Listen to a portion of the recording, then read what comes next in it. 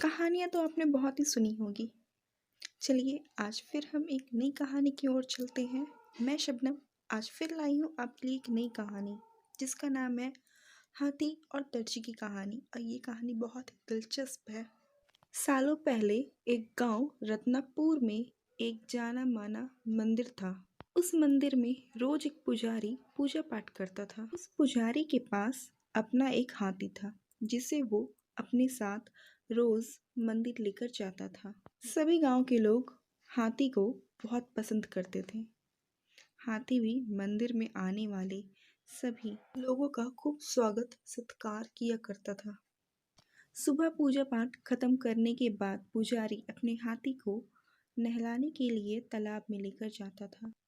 रोज हाथी तालाब में नहाने के बाद घर लौटते समय दर्जी की दुकान पर रुकता था। दर्जी भी रोज हाथी को प्यार से एक केला खाने को देता था। हाथी केला खाने के बाद अपनी सूंड से दर्जी को नमस्ते करके पुजारी के साथ घर चला जाता। ये सब हाथी और पुजारी की रोजमर्रा की जिंदगी का एक हिस्सा था। एक दिन हाथी जब दर्जी की दुकान पर केला खाने के लिए रुका तो दर्जी को शरारत करने का दिल हुआ। उसने हाथी को केला देने के बाद अपने हाथ में सुई रख ली। जैसे ही हाथी ने उसे नमस्ते किया, दर्जी ने उसकी सूंड पर सुई चुभा दी। सुई चुभते ही हाथी जोर से चिंघाड़ते हुए करहाने लगा। दर्जी ने हाथी के दर्द का खूब मजाक उड़ाया और जोर जोर से हंसने लगा। पुजारी जी को पता ही नहीं चला कि क्या हुआ। वो हाथी को सहलाते हुए अपने घर लेकर चले गए। अगले दिन फिर पुजारी और हाथी तालाब से लौटकर आ रहे थे। पुजारी कुछ दूर रुककर लोगों से बात करने लगा। तभी हाथी रोज की तरह दर्जी की दुकान पर रुक गया।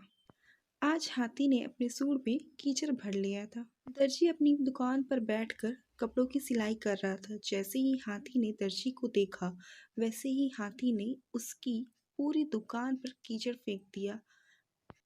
उस कीचड़ से दर्जी तो भीगा ही, बल्कि उसकी दुकान की सभी सिलाई किए हुए कपड़े खराब हो गए। इस सब से दर्जी समझ गया कि मैंने कल जो किया था उसी का दंड हाथी ने मुझे आज दिया।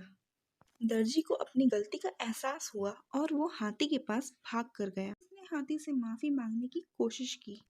उसने कहा, हे गजराज, आपने बिल्कुल सही किया। मैंने जो कल किया था उसका नतीजा यही होना है। हाथी ने दर्जी की तरफ देखा और अपनी सूंड को हवा में हिलाते हुए वहां से चला गया।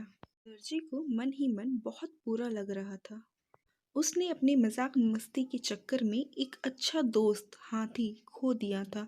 उस दिन से दर्जी ने ठान ली कि वो किसी को भी मजाक में भी नुकसान नहीं पहुंचाएगा। तो दर्जी और हाथी की इस कहानी से हमें यह सीख मिलती है कि किसी के साथ भी बुरा व्यवहार नहीं करना चाहिए, मजाक में भी नहीं। किसी के साथ भी बुरा व्यवहार करना, चाहे वो दोस्त हो या जानवर, है तो आपके दोस्त ही, आपको बहुत भारी खामियाजा भरना पड़ सकता है। तो दोस्तों, आपको आज की वीडियो कैसी लगी? अच्छी लगी तो प्लीज़ लाइक, सब्सक्राइब